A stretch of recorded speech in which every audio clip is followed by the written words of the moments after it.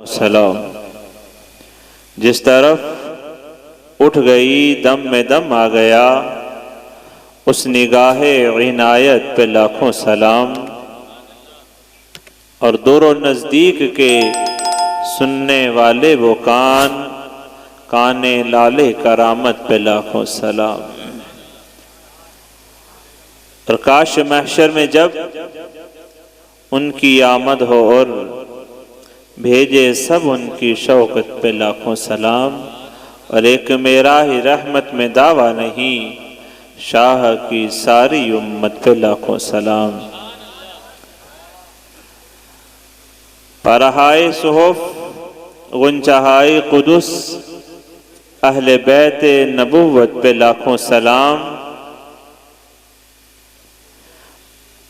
شیر شمشیر زن شاہ خیبر شکن، پرتو دست قدرت پہ لاکھوں سلام، حسن مجتبیٰ سید الاسخیاء راکب دوش عزت پہ لاکھوں سلام، اس شہید بلا شاہ گلگوں قبا بے کس دشت غربت پہ لاکھوں سلام، سیدہ طیبہ طاہرہ سیدہ ظاہرہ طیبہ طاہرہ جان احمد کی راحت پہ لاکھوں سلام، غوث اعظم ایماں متقی والنقی جلوائے شان قدرت پہ لاکھوں سلام، مصطفیٰ جان رحمت پہ لاکھوں سلام، شمع بزم ہدایت پہ لاکھوں سلام۔ آئی ہم سے مل کر پیارے آقا علیہ السلام کی مقدس بارگاہ میں درود پاک کا نذرانہ پیش کر لیں۔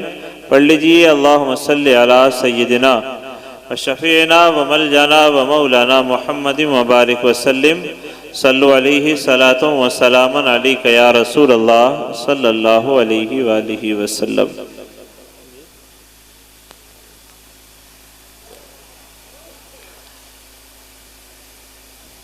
بڑے خوش قسمت ہیں آپ حضرات کہ آپ سادات کی زیارت بھی کر رہے ہیں۔ سید افروز میاں صاحب تشریف لائے ہوئے ہیں اور شاہکار ترنم اللہ نے بڑی پیاری آواز سے انہیں نوازا ہے۔ ہمارے ہردل عزیز تشریف فرما ہیں، عادل رضا، اور ہمارے پیچھے ہمارے انس بھائی تشریف رکھتے ہیں، اور آپ کی پاک بڑا کی بستی کی جانی پہچانی شخصیت قاضی شمع عالم صاحب ہیں، اور ساتھ ہی محمد علی ثقلینی صاحب ہیں۔ اور آپ لوگ جو تشریف رکھتے ہیں، آپ اللہ اور اس کے رسول صلی اللہ علیہ وآلہ وسلم کا ذکر سننے کے لیے حاضر ہے۔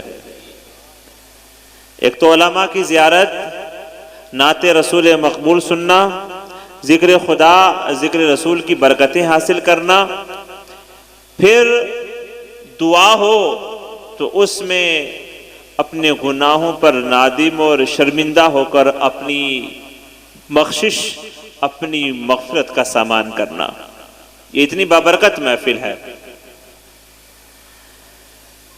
آپ لوگ جو تشریف رکھتے ہیں،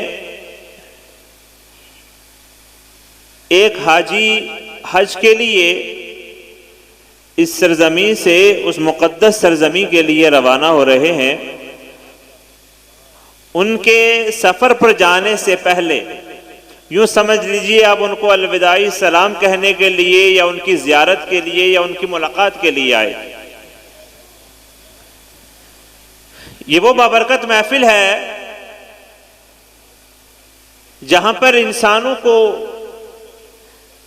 مسلمانوں کو، ایمان والوں کو ایسا نوازا جاتا ہے کہ وہ برکت اگر وہ اپنی زندگی کے کسی اور گوشے میں حاصل نہ کر سکا ہو، لیکن اللہ اور اس کے رسول کی محفل میں حاضر ہو کر وہ اس برکت کو حاصل کر لیتا ہے۔ کیونکہ اس میں ابھی آپ نے درود پاک کا نذرانہ پیش کیا، کس کی بارگاہ میں؟ رسول مقبول صلی اللہ علیہ وسلم کی بارگاہ میں۔ کیسا نذرانہ، کیسی عبادت، وہ کیسا عمل کہ ادھر زبان سے نکلتی ہے صدا، درود پاک کی اور ادھر رب کی بارگاہ میں قبول ہو جاتی ہے، کیونکہ اس میں آپ اپنے لیے کچھ نہیں مانگتے۔ درود پاک جب آپ پڑھتے ہیں تو اپنی ذات کے لیے کچھ نہیں مانگتے، اپنے رشتہ دار پڑوسی محلے والے کے لیے نہیں مانگتے، آپ آقا صلی اللہ علیہ وسلم کی بارگاہ میں وہ نذرانہ پیش کرتے ہیں اور اللہ کی بارگاہ میں دعا کرتے ہیں، اللہم صلی علی محمد، اے اللہ محمد صلی اللہ علیہ وسلم پر درود نازل فرما۔ تو فرماتے ہیں ادھر زبان سے نکلتا ہے، ادھر رب کی بارگاہ میں مقبول ہوتا ہے، اور جب وہ رسول پاک کی بارگاہ میں سلام پہنچ جاتا ہے تو پھر شاعر پکار اٹھتا ہے، ارے خشک شاخوں کو وہ تازہ گلاب دیتے ہیں اور عہد پیری کو وہ پھر سے شباب دیتے ہیں۔ واہ واہ، سبحان اللہ، سبحان عہد اللہ، پیری کو وہ پھر سے شباب دیتے ہیں۔ سبحان اللہ۔ ارے پڑھ لے درود، غفلت نہ کر خدا کی قسم، سبحان اللہ، پڑھ لے درود، غفلت نہ کر خدا کی قسم، تیرے سلام کا مصطفیٰ اب بھی جواب دے۔ سبحان اللہ، سبحان اللہ۔ مرتبہ جی لگا کر درود پاک پڑھ لیجیے، اللہم صلی علی سیدنا و شفیعنا و ملجانا و مولانا محمد مبارک وسلم، صلو علیہ صلاۃ و سلام علیک یا رسول اللہ۔ کس ذات کا ذکر ہے؟ شاعر کہتا ہے کہ محمد مصطفیٰ کہیے۔ توجہ ہے نا آپ لوگوں کی؟ توجہ ہے؟ توجہ ہے؟ سبحان اللہ۔ حافظ صاحب کو یاد ہے یہ فارمولہ، توجہ ہے آپ لوگوں کی؟ ہاں، یہ شاعر کہتا ہے محمد مصطفیٰ کہیے واہ، اور رسول مجتبیٰ کہیے۔ سبحان اللہ، محمد مصطفیٰ کہیے، رسول مجتبیٰ کہیے، خدا کے بعد بس وہ ہیں، اس کے بعد پھر کیا کہیں؟ ہائے ہائے، واہ واہ، سبحان اللہ۔ بس وہ ہیں، دوسرے الفاظوں میں بعد از خدا بزرگ تو ہی قصہ مختصر، خدا کے بعد بس وہ ہیں، پھر اس کے بعد کیا کہیے؟ بس جب ان کا ذکر ہو تو دنیا سراپا گوش ہو جائے، جب ان کا ذکر ہو تو دنیا سراپا گوش ہو جائے، جب ان کا نام آئے تو مرحبا صلی علی کہے۔ پھر پڑھ لیجئے ایک بار درود پاک، اللہم صلی علی سیدنا و شفیعنا و ملجانا و مولانا محمد مبارک وسلم، صلو علیہ صلاۃ و سلام علیک یا رسول اللہ صلی اللہ تعالی علیہ وسلم، صلی اللہ علیہ وآلہ وسلم۔ یہ سفر آپ تھوڑی سی توجہ رکھیں گے، اب میں اپنی گفتگو کو شروع کر رہا ہوں۔ یہ جو سفر ہے یہ بڑا مبارک سفر ہے۔ اگر آپ اس چیز کا اندازہ لیں اور پوچھیں کون ہے جو حج کرنا چاہتا ہے، سننے کا ماحول رکھیں گے جب یہ بات سمجھ میں آئے گی۔ اگر آپ پوچھیں کہ کون ہے جو حج کرنا چاہتا ہے، علماء تشریف رکھتے ہر ایک کی زبان پر ہوگا اللہ مجھے وہ دیار دکھا دے۔ اگر آپ پوچھیں کون ہے جو عمرے کے لیے جانا چاہتا ہے، ہر ایک کا تصور، ہر ایک کے دل میں یہ بات ہوگی کہ ہاں میں جانا چاہتا ہوں، میری دل کی تمنا ہے، ہر ایک اس کی صدا لگائے گا۔ لیکن اگر اللہ مال دے دے، اللہ دولت سے نواز دے، اللہ اس کو پراپرٹی دے دے، اللہ اسے دنیاوی مال سے نواز دے، پھر اگر آپ اس سے پوچھو تو پھر بھی زبان سے یہ کہے گا ہاں میں حج کو جانا چاہتا ہوں، میں عمرے کے لیے جانا چاہتا ہوں۔ لیکن زبان اس کی الگ ہے، دل اس کا الگ۔ زبان کچھ اور کہہ رہی ہوتی ہے، دل اس کا کچھ اور کہہ رہا ہوتا ہے۔ اب تصور کریں جب انسان کے پاس مال آیا، اللہ فرماتا ہے وَلِلَّهِ عَلَى النَّاسِ حِجُّ الْبَيْتِ مَنِ اسْتَطَاعَ إِلَيْهِ سَبِيلًا، جو راستے کے لیے استطاعت رکھتا ہو، زاد راہ رکھتا ہو، اس پر حج بیت اللہ فرض ہے، اس پر حج بیت اللہ۔ اور جب آپ کے پاس دولت آ گئی، مال آ گیا، اب آپ تصور کریں، پاک بڑے کا اندازہ کریں، کیا صرف 10 آدمی پر دولت ہے؟ کیا صرف 20 آدمی پر دولت ہے؟ کیا صرف 30 آدمی پر دولت ہے؟ یہ حد میں حد بیان کر رہا ہوں، اس سے آگے نہیں ہے۔ اس سے آگے کیا ہے؟ مال کی محبت، دولت، شہرت کی تمنا، بس مال پر مٹ جانے کا ایک عزم لیے بیٹھے ہیں۔ جب تم پر اتنی دولت آ گئی، مثال کے طور پر 5-7 لاکھ روپے کا اہتمام ہو گیا، اب تمہارا پہلا کام یہ ہے کہ حج فرض ہو گیا، تمہیں حج کو جانا چاہیے، حج کو جانا چاہیے۔ اب اندازہ لگا لیں کتنے لوگ ہیں جو حج فرض ہونے کے بعد بھی حج کا فریضہ ادا کرنے کے لیے جاتے نہیں۔ وہ لوگ بھی موجود ہیں جن کے پاس نہیں ہے ساز و سامان، وہ تمنا رکھتے ہیں، لیکن اکثریت کیا ہے؟ مال ہونے کے بعد بھی حج کے لیے نہیں جاتے۔ جاتے کیوں نہیں؟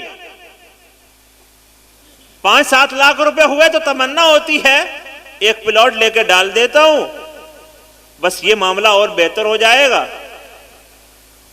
جب ایک پلاٹ کے پیسے آ گئے تو لے کے رکھ لیا، پھر دوسرے کی تمنا جاگ اٹھی، جب پھر تو اتنے پیسے آ گئے تو دوسرا لے کر ڈال دیا، ایک گھر بنا لیا، دوسرا گھر بنا لیا، اس گھر کو سجا لیا، اس گھر کو سجا لیا، یہاں کی شاپنگ کر لی، وہاں کی شاپنگ کر لی، یہ گاڑی لے لی، وہ گاڑی لے لی، بس اسی پروسیس میں وہ اپنا وقت گزارتا چلا جاتا ہے۔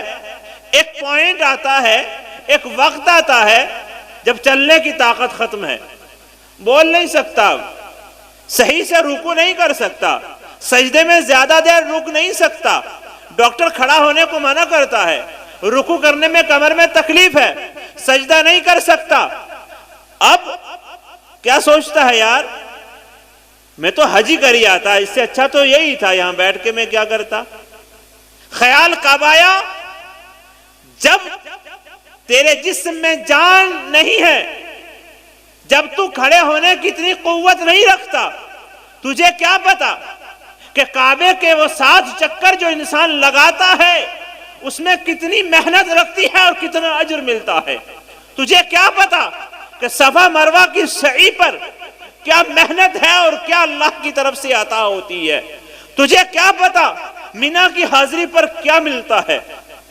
کبھی تصور کیا کہ عرفات کے میدان کی وہ 9 تاریخ کی حاضری مل جائے تو میری زندگی کا جو مقصد ہے وہ پورا ہو جائے، میری زندگی کامیاب ہو جائے۔ کیا تجھے پتا ہے کہ مزدلفہ کی رات میں دعائیں کرتا تو مجھے کیا کیا اللہ کی طرف سے عنایتیں حاصل ہو جاتی؟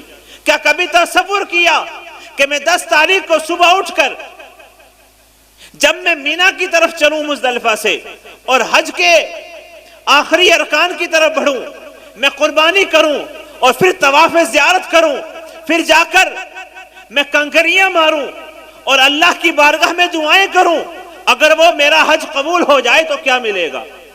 یہ بڑھاپے میں سوچنے کی چیز نہیں ہے۔ حج کے لیے تیار ہو جائیں، حج کے لیے ارادہ کریں، عزم مصمم کریں، لیکن وقت کا خیال رکھیں۔ حج زندگی میں ایک بار فرض ہے، کتنی بار؟ لیکن جب فرض ہوا اسی سال کریں، ٹالتے نہ رہیں، جب بھی ادا کریں گے ادا تو ہو جائے گا، لیکن ٹالنا گناہ ہے۔ جس سال حج فرض ہوا اسی سال حج کرنا لازم اور ضروری ہے۔ بڑھاپے میں جا کر حج نہیں ہوتا، اس کی وجہ ہے ارکان ادا نہیں ہوتے، اس کی وجہ یہ ہے کہ صحیح طریقے کے ساتھ وہ حج کی سعی کو ادا نہیں کر سکتا، کمی کر جاتا ہے۔ یاد رکھیں جب فرض چھوٹ گیا تو حج کیا رہ گیا؟ جب واجبات ہی ادا نہ کر سکا تو پھر کیسا حج ہے؟ جب وہاں جا کر کے اس نے طواف میں کمی کر دی، عرفات کے میدان کی حاضری نصیب نہ ہوئی، یاد رکھیں اکثر ایسے ہوتے ہیں، میں پرسنٹ تو نہیں بتا سکتا لیکن اکثر سننے میں ایسا آتا ہے، کسی کی طبیعت عرفات میں خراب ہے، کسی کی طبیعت مزدلفہ میں خراب ہو گئی، کسی کی طبیعت مینا میں خراب ہو گئی، کوئی طواف کعبہ کرتے کرتے بھی ہوش ہو گیا۔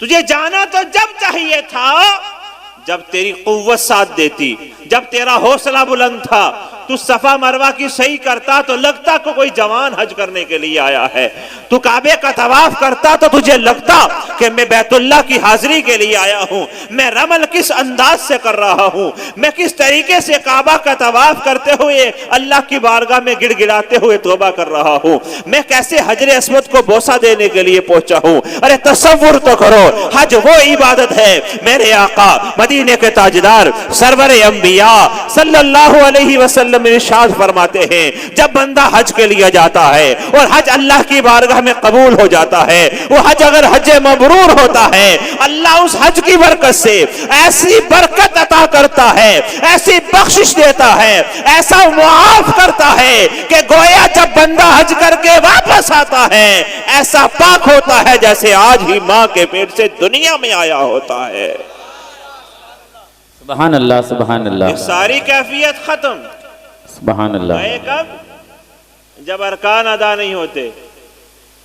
नेकी कब करते हम लोग? जब गुनाह करने की ताकत ही नहीं रहती। जी बेशक। उस वक्त नेकी करते हैं जब गुनाह की ताकत। आपको मेरी बात समझ में आ रही है? जी। जरूरी नहीं है कि मैं पाक बड़े वालों के हर दरवाजे पर जाकर दस्ता देकर तू हज कर ले, तू हज कर ले।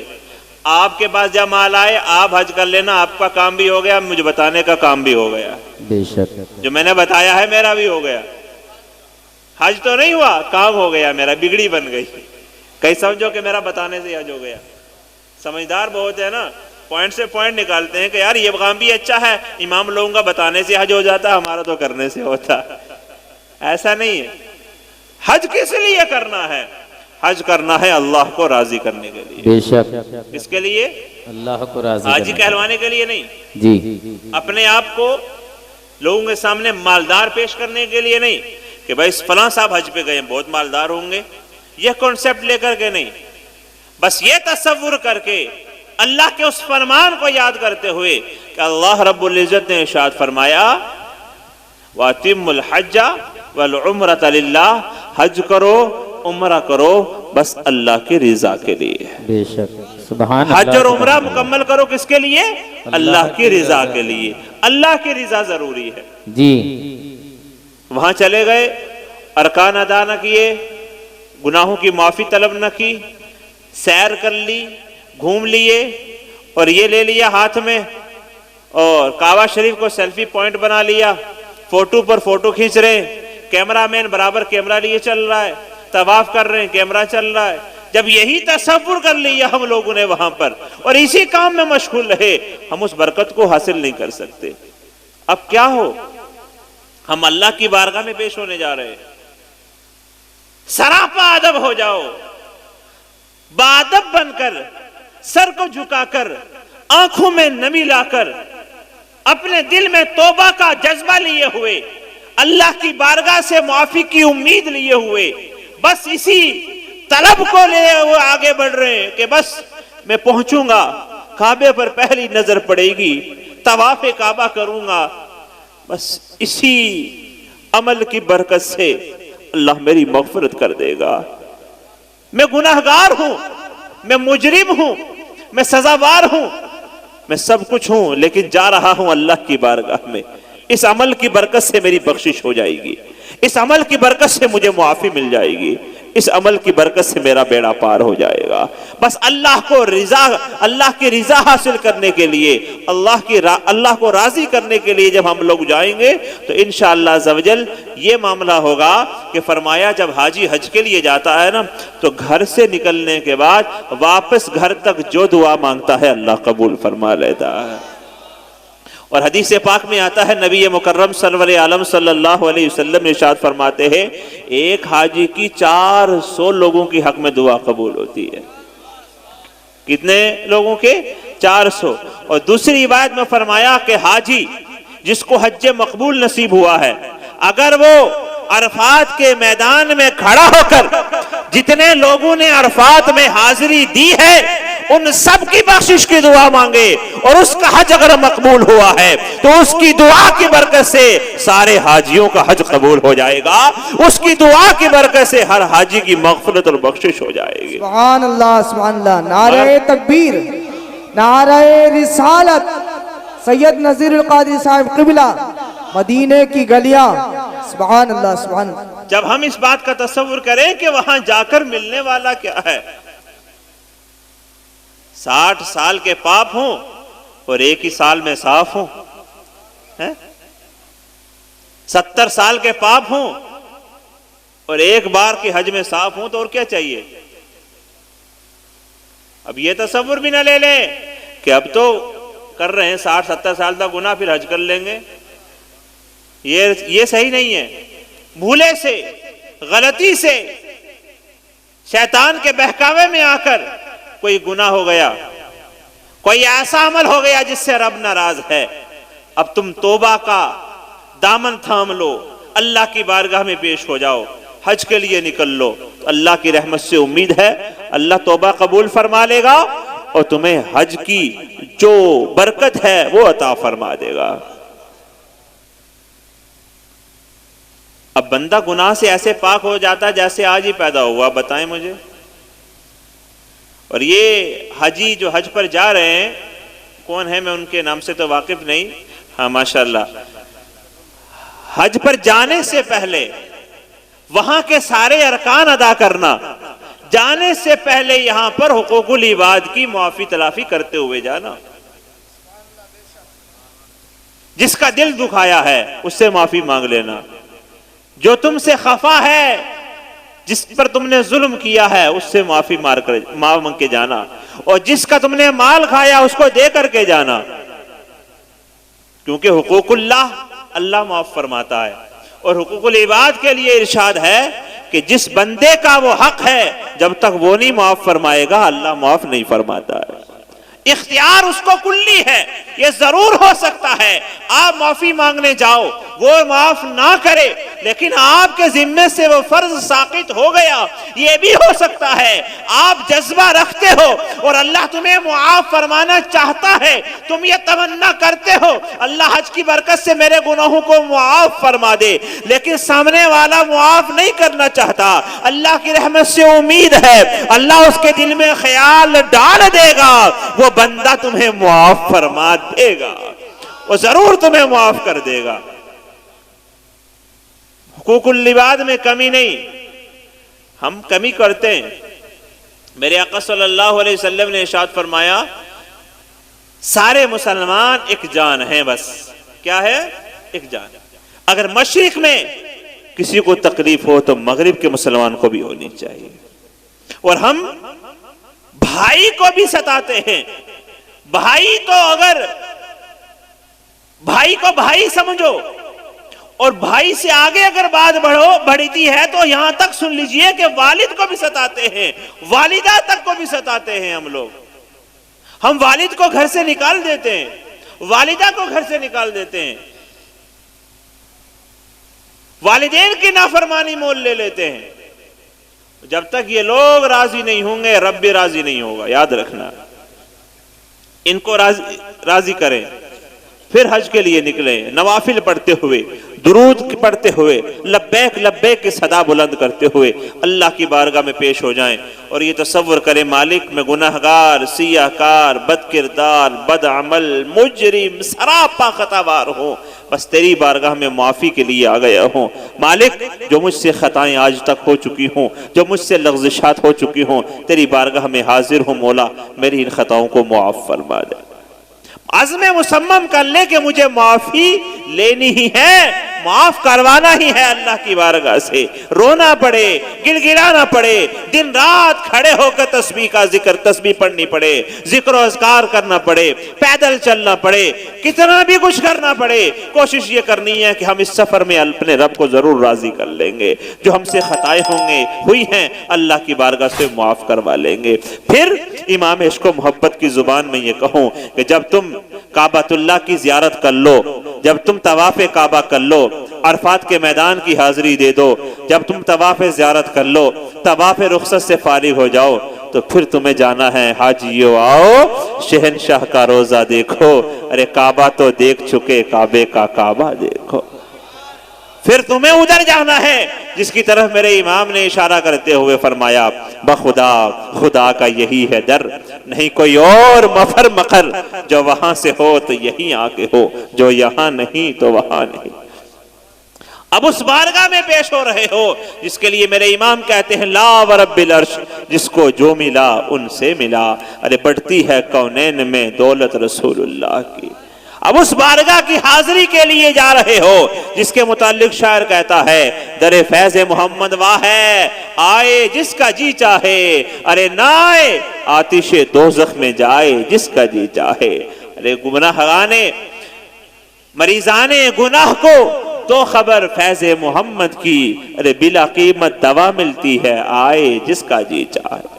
اب اس مبارک بارگاہ میں حاضری کے لیے آپ پیش ہو رہے ہو، وہاں پر حاضر ہونا ہے تو بادب حاضر ہونا ہے، جہاں جبریل بھی بادب ہو کر کے آتے ہیں، جہاں پر جملہ صحابہ نے سر کو جھکا کر کے رکھا ہے، سراپا ادب ہو بن جانا ہے، جیسے صحابہ کرام آقا کی بارگاہ میں یوں بیٹھ جاتے تھے جیسے ان کے سروں پر پرندے بیٹھے ہو، جیسے سروں پر پرندے بیٹھے ہیں، سر ہلائیں گے تو پرندے اڑ جائیں گے، بادب ہو کر کے آقا کی بارگاہ میں حاضری دیتے ہوئے بس یہ مزدہ اپنے لیے اللہ کی بارگاہ سے لے لینا ہے۔ یہ اللہ نے فرمایا وَلَوْ أَنَّهُمْ إِذْ ظَلَمُوا أَنفُسَهُمْ جَاءُوكَ فَاسْتَغْفَرُوا اللَّهَ وَاسْتَغْفَرَ لَهُمُ الرَّسُولُ لَوَجَدُوا اللَّهَ تَوَّابًا رَحِيمًا۔ اللہ نے فرمایا تم سے اگر کوئی گناہ ہو جائے، تم اپنی جان پر ظلم کر لو تو میرے محبوب کی بارگاہ میں آ جاؤ، یا اللہ آج میں آ گیا ہوں تیرے محبوب کی بارگاہ میں استغفار کرتا ہوں، مولا میری استغفار قبول فرما، اور رسول پاک کو ایسے راضی کر لیں، رسول پاک صلی اللہ علیہ وسلم کے بتائے ہوئے طریقے کے مطابق ایسا عمل کریں کہ رسول پاک تم سے راضی ہو جائیں۔ واستغفر لهم الرسول، رسول پاک تمہارے لیے استغفار کر دیں، تمہیں مزدائے جاں فضا مل جائے، تمہیں بخشش کا پروانہ مل جائے گا، ان صحابہ کی طرح کہ جو آقا کے وصال کے بعد جب اس آیت کو سنتے ہیں آقا کے روزے پر آ کر حاضری دیتے ہیں، یا رسول اللہ ہم نے اپنی جان پر ظلم کر لیا ہے، ہم آپ کی بارگاہ میں حاضر ہو چکے ہیں یا رسول اللہ۔ اللہ نے فرمایا جب تم اپنی جان پر ظلم کر لو تو میرے محبوب کی بارگاہ میں آ جاؤ، یا اللہ میں تیرے محبوب کی بارگاہ میں آ چکا ہوں، یا رسول اللہ میں نے قرآن کے فرمان پر عمل کر لیا ہے، اب میری بخشش کا کوئی سامان کیجئے، یا رسول اللہ میری طرف نگاہ کرم کیجئے، جیسے اس صحابی کو پروانہ مل گیا تھا، اے میری قبر پر آ کر بیٹھ کر رونے والے، اللہ کو یاد کرنے والے، جا چلا جا، اللہ نے تیری اس عبادت کو قبول فرما لیا، اس حاضری کو مقبول فرما لیا، تیری بخشش کر دی ہے، تجھے معاف کر دیا ہے، تمنا کرو کہ ہم بھی جائیں آقا کی بارگاہ میں، بس یہ مزدائے جاں فضا حاصل کر لیں کہ اللہ فرماتا ہے لَوَجَدُ اللَّهَ تَوَّابًا رَحِيمًا، اللہ کو توبہ قبول کرنے والا پالو گے تو ہم بھی اللہ کی بارگاہ میں توبہ قبول کروا کے پھر اللہ کی بارگاہ سے مزدائے جاں فضا لے کر اپنے گھر واپس آئیں گے، اور پکار پکار کر کے کہو جب میں گیا تھا تو اندھیرے میں تھا، جب میں گیا تھا تو گناہ کے دلدل میں پھنسا ہوا تھا، میرے دل میں تاریکی تھی، اب پکار پکار کر کہو چمک تجھ سے پاتے ہیں سب پانے والے، میرا دل بھی چمکا دے چمکانے والے، یا رسول اللہ میں ان کی طرح نہیں ہوں جو یہ کہتے ہیں وہ مر کر معاذ اللہ مٹی میں مل گئے، یا رسول اللہ میرا عقیدہ تو یہ ہے تو زندہ ہے واللہ، تو زندہ ہے واللہ، میری چشم عالم سے چھپ جانے والے، بس وہاں پہنچو تو یہ سمجھ لو کہ کائنات میں اس سے بڑا کوئی دربار نہیں ہے، کائنات میں اس سے بڑی کوئی ذات نہیں ہے، انبیاء کے سردار ہیں، اللہ کے پیارے ہیں، امت کے غمخوار ہیں، ہماری ضرور سنیں گے، اگر آقا نے ہماری آرزو کو سن لیا، آقا صلی اللہ علیہ وسلم نے نگاہ رحمت ہم کی طرف پھیل لی تو ہمارا بیڑا پار ہو جائے گا۔ آپ کو بات سمجھ میں آ رہی ہے؟ حج کب کریں گے؟ ہاں، بڑھاپے میں نہیں، کرنا تو بڑھاپے میں ہے، یہ جو کر رہے ہیں وہ کر رہے، اور جو جوانی میں جس کے پاس ساز و سامان نہیں ہے بڑھاپے میں ہوا تو جب بھی جائے، لیکن میرا مقصد یہ ہے کہ جوان ہے، چل سکتا ہے، طاقت ہے، قوت ہے، توانائی ہے، مال ہے، تو اسی وقت کر لینا چاہیے۔ اس وقت جو تم ارکان ادا کرو گے وہ بعد میں نہیں کر سکتے۔ کوشش کریں کہ اللہ رب العزت ہم سب کو ایسی محفلیں بار بار نصیب فرمائے، اور کوشش کریں ہم سب لوگ حاضر ہوا کریں اور سنا کریں ان باتوں کو۔ حج فرض ہے ہم پر، جیسے روزہ فرض، نماز فرض، زکوٰۃ فرض، ایسے ہی ہم پر حج بھی فرض ہے۔ حج زندگی میں ایک بار فرض ہے، یاد رکھیں گے، حج زندگی میں ایک بار فرض ہے۔ بیت اللہ کی زیارت، تڑپیں اس کے لیے، آقا صلی اللہ علیہ وسلم کے روزے کی حاضری کے لیے تمنا کریں، تڑپیں، روئیں، گڑ گڑائیں اللہ کی بارگاہ میں کہ اللہ ہم سب کو اس گھر کی زیارت نصیب فرمائے۔ اگر یاد آ جائے، حاجی لوگوں سے کہہ رہا ہوں، خیال آ جائے دل کے کسی کونے میں، تو ہم گناہگاروں کے لیے بھی دعا کرنا، یا اللہ ہمارے جلسے میں جتنے علماء اسٹیج پر بیٹھے ہوئے تھے، جتنے نعت خواں آئے تھے، ہماری دعا قبول کر لے، ان کو بھی مدینے کی زیارت نصیب کر دے۔ دعا کرنا کہ ہم لوگوں کو بھی اللہ تعالیٰ بیت اللہ کی زیارت، ہم سب کو اللہ تعالیٰ حج کی توفیق عطا فرمائے، ہم سب کو اللہ حج مبرور نصیب فرمائے۔ میں دعا کرتا ہوں اللہ کی بارگاہ میں جو ہمارے بھائی حج کے لیے جا رہے ہیں، اللہ ان کے حج کو قبول فرمائے اور ان کے سفر میں آسانیاں فرمائے۔ ہم سب جو یہاں حاضر ہیں، اللہ ہماری حاضری قبول فرمائے۔ میں نے تو چراغ عشق جلا کر سر عام رکھ دیا، اب جس کے جی میں آئے وہ پائے روشنی۔ وما علینا الا البلاغ۔ السلام علیکم ورحمۃ اللہ وبرکاتہ۔ بہت جلدی عادل بھائی کا نام بول دیجئے۔